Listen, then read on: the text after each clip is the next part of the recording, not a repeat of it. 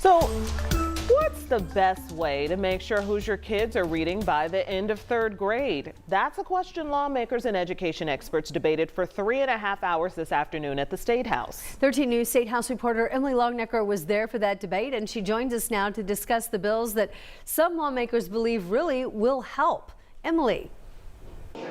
Yeah, a lot of debate around Senate Bill 1 this afternoon. It calls for students taking the iRead test in second grade instead of third grade, which is the current requirement. The idea is to identify kids having reading problems earlier so they can get help sooner. When 14,000 children are not reading by the end of third grade, that's a crisis. That's how Indiana's Secretary of Education, Dr. Katie Jenner, sees the current statistics, showing 1 in 5 Indiana students can't read by the end of third grade.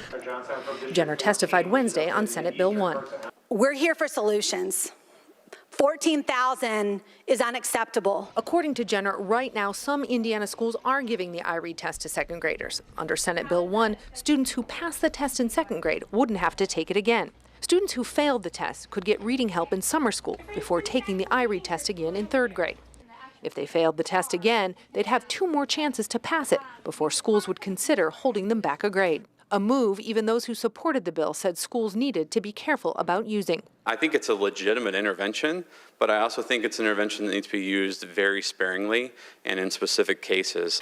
Retention is the absolute last resort after we have exhausted all other methods to help struggling readers.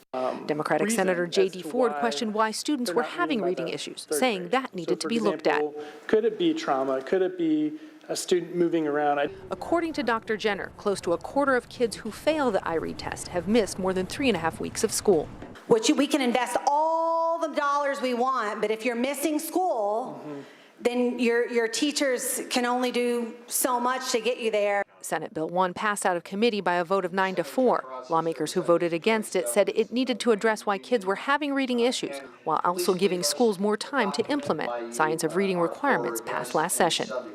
And those who voted in support of the bill said that they heard overwhelmingly from their constituents that they supported holding kids back if they had difficulty reading. Now, we know that literacy is a top issue for lawmakers on both sides of the aisle. It is also at the top of Governor Holcomb's agenda this session, but the way to best address those reading issues clearly coming with different points of view, as we saw today. At the Indiana Statehouse, Emily Longnecker, 13 News.